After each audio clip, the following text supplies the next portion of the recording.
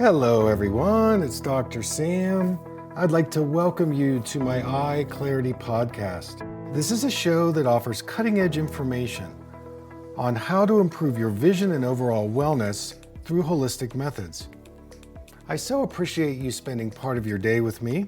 If you have questions, you can send them to hello@drsambyrne.com. Now, to the latest EyeClarity episode.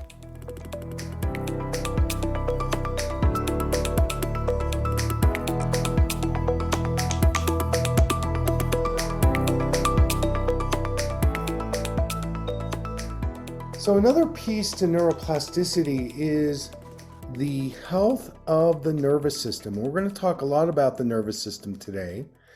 There are two main components of the nervous system, the sympathetic and the parasympathetic. The sympathetic nervous system is our active state. The parasympathetic nervous system is our passive state. It's our relaxation. And for most people, we're spending so much time in the sympathetic nervous system that there's no time in the nervous system that we're in this rest or settle period. And of course, when do we heal? We rejuvenate and we rest in that parasympathetic nervous system state. Okay?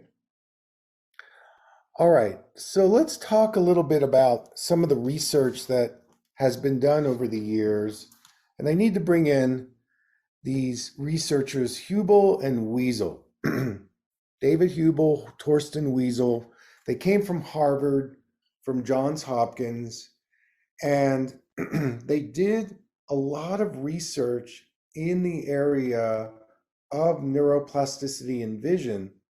And they had some very interesting results. These studies showed how the visual system and the visual information processing would be affected by impeding an eye, patching an eye, and they worked with kittens in how they did this study.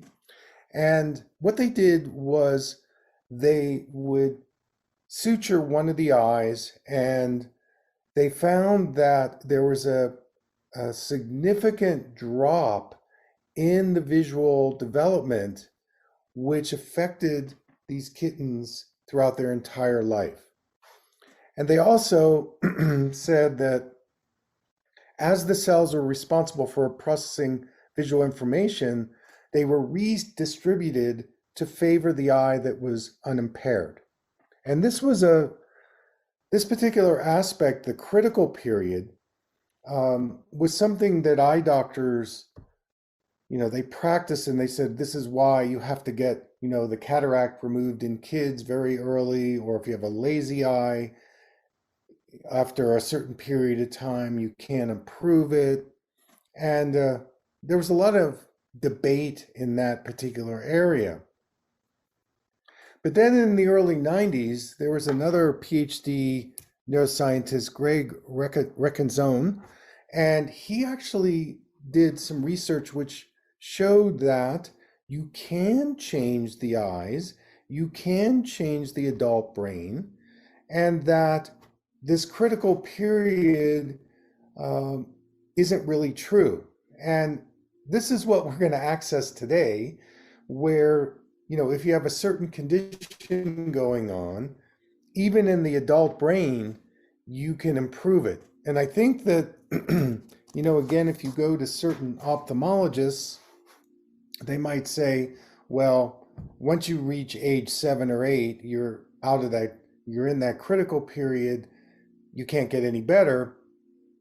Dr. Rickenson said, no, you can actually change even into old age. Now, there's some things that you have to do in order to set the conditions, but it can be done. So here's a research paper that I published back in 1990, and it came from the work that I did at some of the hospitals where I treated patients with severe traumatic brain injury. It's an interesting story because I attended, after I graduated, got my degree in optometry, I spent a year at a place called the Gazelle Institute. And the Gazelle Institute was started by Dr. Arnold Gazelle, who started this clinic in 1948. It was affiliated with Yale University. It was up in New Haven, Connecticut. And when I attended this program in 1986, it was a program on how to evaluate children from a more holistic perspective. These were kids that were along the spectrum disorders, and it was a great program. I mean, one of the things that Gazelle taught us is that whenever we do an eye exam, we're not just treating the eyeball, but we're treating the whole person. And, that particular thread has stayed with me my entire career. Those of you that follow me on the social media channels, I'm always talking about when there's an eye problem, there's a systemic, metabolic, and energetic reason why we see it in the eyes.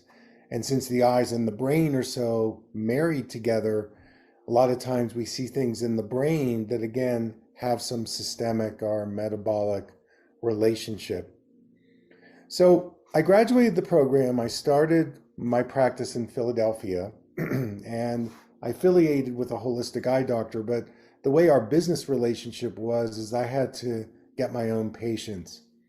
And I had a terrible time trying to do that because back then, and I would say even today in Philly, there were about 5 ophthalmology hospitals surrounding our office. And so there was a really strong conventional flavor to eye care. It was very difficult to get patients. So I went to one of the local hospitals, and in the outpatient clinic, there was a physiatrist who I knew. And I said, I've got this physical therapy that I do with people. Could I come in and work with your severely traumatized patients, brain injury, stroke? And he said, sure, yeah, come on in.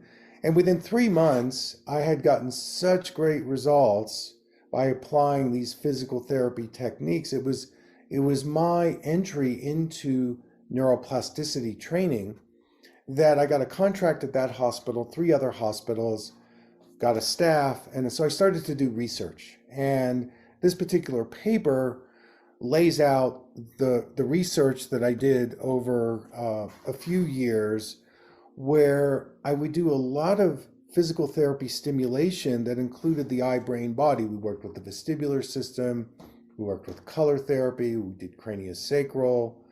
And as people developed a better focusing mechanism in the brain, what we found was they actually were able to regain not only their vision, their brain, their movement. It changed their posture, it changed their cognitive skills, and it was a landmark study that I published in one of the conservative journals, and it really raised the eyebrows of a lot of more conservative practitioners who said, wow, we'd never heard of this before. And it kind of launched me into kind of the bigger circle of talking about neuroplasticity.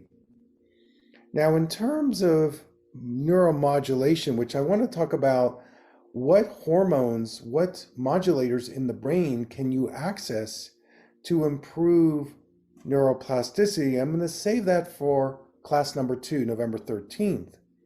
But one of the things I can say about another aspect of increasing neuroplasticity is your sleep and taking the naps every day.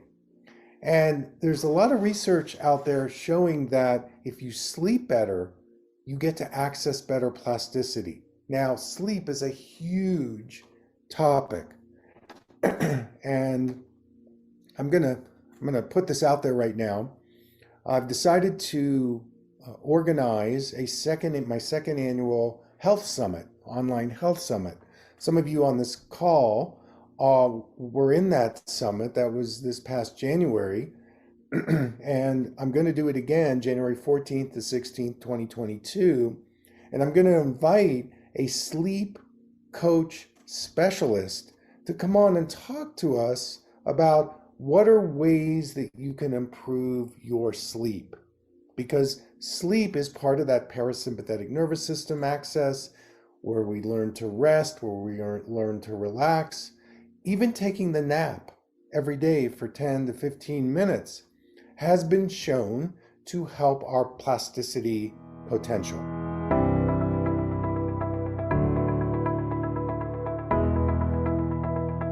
Thank you for listening. I hope you learned something from the EyeClarity Podcast show today. If you enjoyed the episode, make sure to subscribe on iTunes or Spotify and leave a review. See you here next time.